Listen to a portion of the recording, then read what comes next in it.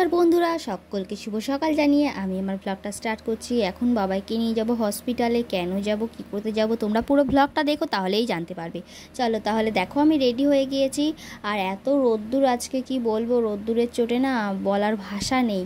শীতকালে এখানে পাখা চালাতে হয়, গরম থাকে, তাহলে তোমরাই ভাবো গরমের সময় এখানে কেমন অবস্থা হয়। ডিম সিদ্ধ হয়ে গেছি পুরো।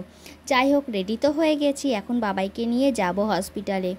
আর ভিড় মনে হচ্ছে প্রচুর হয়ে গিয়েছে, একটু বেলা হয়ে গেল, কারণ বাবাই সকালবেলায় ঘুমিয়েছিল আর সেই ফাঁকে আমি সমস্ত কাজকর্মগুলো সেরে নিয়েছিলাম। পাইলটে যাব না হেঁটে যাব, যেতে গেলে প্রায় 15-20 মিনিট লাগে। আর বাবাইকে কোলে নিয়ে রোদ্দুরের মধ্যে যেতে আমারও কষ্ট হচ্ছে, বাবাইয়েরও কষ্ট। আর এইদিকে দেখো আমার বাবাই সোনা, দেখো টুপি পরে হাঁটি হাঁটি করে আসছে। সেদিনের আমার ছোট্ট বাবাই খুব শীঘ্রই তার 2 বছর বয়স হতে চলেছে।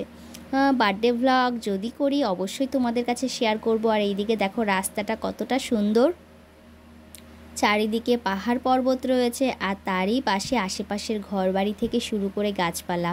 গোয়াতে কিন্তু প্রচুর পরিমাণে গাছ রয়েছে, এখানে এত পরিমাণে গাছ রয়েছে বলার মতো না।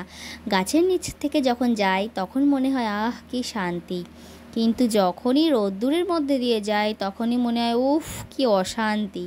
যাই হোক, শান্তি আর অশান্তি মিলিয়েই চলেছি আমি। আর বাবাইকে কেন আমি হসপিটালে নিয়ে যাচ্ছি সেটা অবশ্যই তোমাদের বলবো। তার আগে বলি, তোমাদের যদি ভিডিওটা ভালো লেগে থাকে তোমরা লাইক কমেন্ট শেয়ার করো আর প্রচুর প্রচুর সাবস্ক্রাইব করে তাড়াতাড়ি 10,000 সাবস্ক্রাইব কমপ্লিট করে দাও। আমরা তাহলে অনেক বড় একটা পরিবার হয়ে যাব।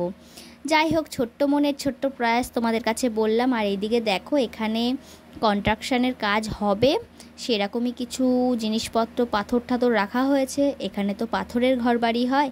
আর দেখো, কথা বলতে বলতে হসপিটালে চলে আসলাম। আর এই দেখো হসপিটালটা কতটা সুন্দর, এখানে হসপিটালের চারপাশে প্রচুর গাছপালা আছে। এই দেখো, চলো তোমাদের হসপিটালের ওপর থেকে দেখাই। পাশেই খ্রিস্টান স্কুল আছে, সেই স্কুলটা ওই দেখো, দেখতে পাচ্ছ বন্ধুরা, এই পাশেই রয়েছে খ্রিস্টান স্কুল। আর এই দেখো বাবাই গেট ধরে বাইরে তাকিয়ে দেখছে। এখন যেহেতু এখানের এক্সাম হয়ে যাওয়ার পরে ছুটি চলছে, ভ্যাকেশন চলছে, এই কারণে স্কুল বন্ধ আছে। এখানে স্কুল চালু হবে জুন থেকে, আর জুন মাসের 5 তারিখ থেকে এখানে বর্ষা চালু হয়। এখন আমরা সবাই চাতক পাখির মতো অপেক্ষা করছি কবে বর্ষা আসবে। বর্ষা আসলে অবশ্যই করব খিচুড়ি ফেস্টিভ্যাল।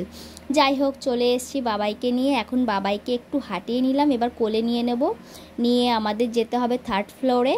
3rd ফ্লোরে গিয়ে সেখানে কাগজ জমা দিতে হবে, তারপরে সমস্ত কিছু জমা দিতে হবে। একা হাতে সব কিছু সামলানো বোঝোই তো তোমরা বন্ধুরা।